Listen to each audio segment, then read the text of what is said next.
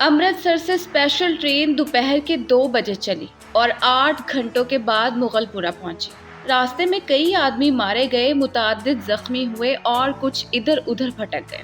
صبح 10 بجے کیمپ کی ٹھنڈی زمین پر جب سراج الدین نے آنکھیں کھولیں اور اپنے چاروں طرف مردوں اور بچوں کا متلاطم سمندر دیکھا تو اس کے سوچنے سمجھنے کی قوتیں اور بھی ضعیف ہو گئیں اور وہ دیر تک گدلے آسمان کو ٹکٹکی باندھے دیکھتا رہا۔ یوں تو کیمپ میں ہر طرف شور برپا تھا، لیکن بوڑھے سراج الدین کے کان جیسے بند تھے۔ اسے کچھ سنائی نہیں دے رہا تھا۔ کوئی اسے دیکھتا تو یہی خیال کرتا کہ وہ کسی گہری فکر میں ہے، مگر اس کے ہوش و حواس شل تھے۔ اس کا سارا وجود خلا میں معلق تھا۔ گدلے آسمان کی طرف بغیر کسی ارادے کے دیکھتے دیکھتے سراج الدین کی نگاہیں سورج سے ٹکرائیں تو تیز روشنی اس کے وجود کے سارے ریشوں میں اتر گئی اور وہ جاگ اٹھا۔ اوپر تلے اس کے ذہن میں کئی تصویریں دوڑ گئیں، لوٹ، آگ، بھاگم بھاگ، اسٹیشن، گولیاں، رات اور سکینہ۔ سراج الدین ایک دم کھڑا ہو گیا اور پھر اس نے پاگلوں کی طرح اپنے چاروں طرف پھیلے ہوئے انسانوں کے سمندر کو کھنگالنا شروع کیا۔ پورے 3 گھنٹے وہ سکینہ سکینہ پکارتا کیمپ کی خاک چھانتا رہا، مگر اسے اپنی جوان اکلوتی بیٹی کا کوئی پتہ نہ چلا۔ چاروں طرف ایک تھاندی سی مچی ہوئی تھی۔ کوئی اپنا بچہ ڈھونڈ رہا تھا، کوئی ماں، کوئی بیوی اور کوئی بیٹی۔ سراج الدین تھک ہار کر ایک طرف بیٹھ گیا اور اپنے حافظے پر زور دے کر سوچنے لگا کہ سکینہ اس سے کب اور کہاں جدا ہوئی، لیکن سوچتے ہوئے اس کا دھیان سکینہ کی ماں کی لاش پر جم گیا، جس کی ساری انتڑیاں باہر نکلی ہوئی تھی۔ وہ اس سے آگے کچھ اور سوچ نہ سکا۔ سکینہ کی ماں مر چکی تھی۔ اس نے سراج الدین کی آنکھوں کے سامنے دم توڑا تھا، لیکن سکینہ کہاں ہے جس کے متعلق اس کی ماں نے مرتے ہوئے کہا تھا، مجھے چھوڑو، فوراً سکینہ کو یہاں سے لے کر بھاگ جاؤ۔ سکینہ اس کے ساتھ ہی تھی اور وہ دونوں ننگے پاؤں بھاگ رہے تھے۔ سکینہ کا دوپٹہ گر پڑا تھا۔ دوپٹہ اٹھانے کے لیے اس نے رکنا چاہا تھا اور سکینہ نے چلا کر کہا تھا، ابا جی چھوڑیے، لیکن اس نے دوپٹہ اٹھا لیا تھا۔ یہ دھیان آتے ہی اس نے اپنے کوٹ کی ابری ہوئی جیب کی طرف دیکھا اور جیب میں ہاتھ ڈال کر دوپٹہ نکالا۔ سکینہ کا وہی دوپٹہ، لیکن سکینہ کہاں ہے؟ سراج الدین نے اپنے تھکے ہوئے ذہن پر بہت زور ڈالا، مگر وہ کسی نتیجے تک نہ پہنچ سکا۔ کیا وہ سکینہ کو اپنے ساتھ اسٹیشن تک لے آیا تھا؟ کیا وہ اس کے ساتھ گاڑی میں سوار ہوئی تھی؟ کیا راستے میں گاڑی کے رکنے پر اور بلوائیوں کے گاڑی میں گھس آنے پر وہ بے ہوش ہو گیا تھا جو وہ سکینہ کو اٹھا کر لے گئے؟ سراج الدین کے ذہن میں سوال ہی سوال تھے، جواب کوئی نہ تھا۔ سراج الدین کو ہمدردی کی ضرورت تھی، لیکن چاروں طرف جتنے بھی انسان پھیلے ہوئے تھے سب کو ہمدردی کی ضرورت تھی۔ اس نے رونا چاہا، مگر اس کی آنکھوں نے اس کی مدد نہ کی۔ آنسو نہ جانے کہاں غائب ہو گئے تھے۔ 6 روز کے بعد سراج الدین کے ہوش و حواس کسی طرح درست ہوئے تو وہ ان لوگوں سے ملا جو اس کی مدد کرنے کو تیار تھے۔ وہ 8 نوجوان تھے۔ ان کے پاس لوری تھی، بندوقیں تھیں۔ اس نے ان کو لاکھ دعائیں دی اور سکینہ کا حلیہ بتایا۔ گورا رنگ ہے اس کا اور بہت ہی خوبصورت ہے۔ وہ مجھ پر نہیں ہے، اپنی ماں پر ہے۔ عمر 17 برس کے قریب ہے، آنکھیں بڑی بڑی، بال سیاہ، داہنے گال پر موٹا سا تل۔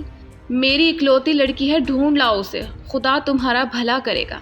رضاکار نوجوان نے بڑے جذبے کے ساتھ بوڑھے سراج الدین کو یقین دلایا کہ اگر اس کی بیٹی زندہ ہے تو چند ہی دنوں میں وہ اس کے پاس ہوگی۔ 8 نوجوانوں نے کوشش کی۔ جان ہتھیلی پر رکھ کر وہ امرتسر گئے۔ کئی عورتوں، کئی مردوں اور کئی بچوں کو نکال کر انہوں نے محفوظ مقاموں پر پہنچایا، لیکن 10 روز گزر جانے پر بھی انہیں سکینہ کہیں نہیں ملی۔ ایک روز وہ پھر اسی خدمت کے لیے لاری پر امرتسر جا رہے تھے کہ چہرٹے کے پاس سڑک پر انہیں لڑکی دکھائی دی۔ لوری کی آواز سن کر وہ بدکی اور اس نے بھاگنا شروع کر دیا۔ رضاکاروں نے لوری روکی اور سب کے سب اس کے پیچھے بھاگے۔ ایک کھیت میں انہوں نے لڑکی کو پکڑ لیا۔ لڑکی خوبصورت تھی، داہنے گال پر موٹا سا تل تھا۔ ایک نوجوان نے لڑکی سے کہا، گھبراؤ نہیں، کیا تمہارا نام سکینہ ہے؟ لڑکی کا رنگ اور زرد ہو گیا۔ اس نے کوئی جواب نہ دیا۔ جب تمام نوجوانوں نے اسے دم دلاسا دیا تو لڑکی کی وحشت دور ہوئی اور اس نے مان لیا کہ وہ سراج الدین کی بیٹی سکینہ ہی ہے۔ 8 رضاکار نوجوانوں نے ہر طرح سکینہ کی دلجوئی کی۔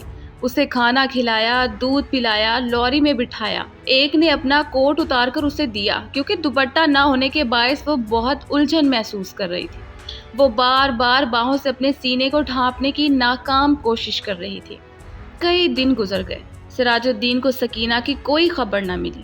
وہ دن بھر مختلف کیمپوں اور دفتروں کے چکر کاٹتا رہتا، لیکن کہیں بھی اسے اپنی بیٹی کا پتہ نہ چلتا۔ رات کو وہ دیر تک ان رضاکار نوجوانوں کی کامیابی کے لیے دعائیں مانگتا رہتا، جنہوں نے اسے یقین دلایا تھا کہ اگر اس کی بیٹی زندہ ہے تو چند ہی دنوں میں وہ اس کے پاس ہوگی۔ ایک دن سراج الدین نے کیمپ میں ان رضاکار نوجوانوں کو دیکھا، وہ لوری میں بیٹھے ہوئے تھے۔ وہ بھاگا بھاگا ان کے پاس گیا۔ لوری چلنے ہی والی تھی کہ اس نے پوچھا، بیٹا میری سکینہ کا پتہ چلا؟